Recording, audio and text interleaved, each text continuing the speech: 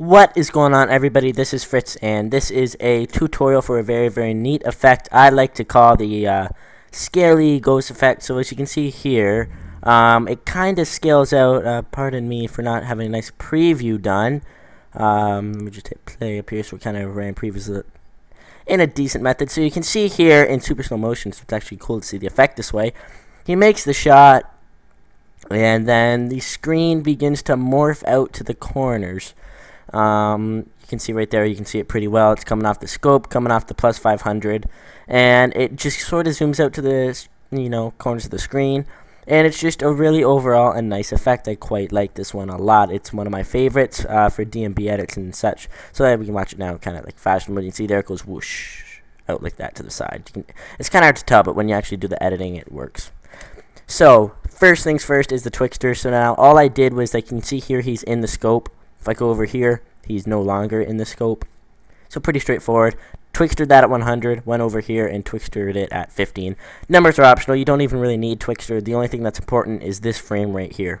So I'm going to take this frame, hit Control D to duplicate this, this layer. And I'm just going to turn off the audio for my own recording purposes. And I'm going to hit Alt, beginning bracket. So that way if I hit U just to double check, you can see my keyframes still line up, so it's perfect. Now I'm going to hit S on my keyboard, keyframe that, hit T on my keyboard, keyframe that, go to Optic Compensation on my keyboard, check Reverse Lens Distortion, and keyframe Field of View. Now I'm going to hit U, and boom, we've got these, well, 3 keyframes. You don't need the Twixtor, so we got these 3 keyframes.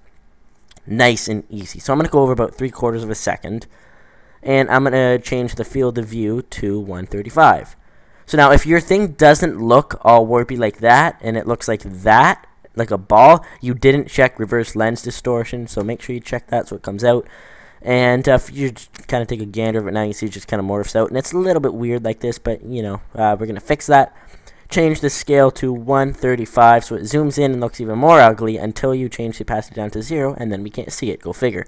So then if you were to watch this over, you can see it just morphs out. Pretty straightforward, but it's not very smooth. So I'm going to highlight these last 3 keyframes, right click them, go to Keyframe Assistant, and Easy Ease. And I'm going to just click each keyframe here and go to the bar graph editor. And see this little arm here, just drag it down like that. So that way they start off slow and speed up, sort of like an explosion. Or not, I guess, opposite to an explosion.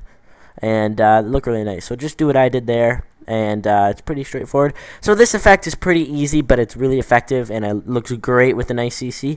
So if you guys enjoyed the video, make sure to leave a thumbs up rating down below. I'm doing awesome with those right now, like 200 thumbs up, 1 dislike. It's ridiculous. Thanks so much for the support, everybody. And editing contest resumes very shortly, so stay tuned. Bye.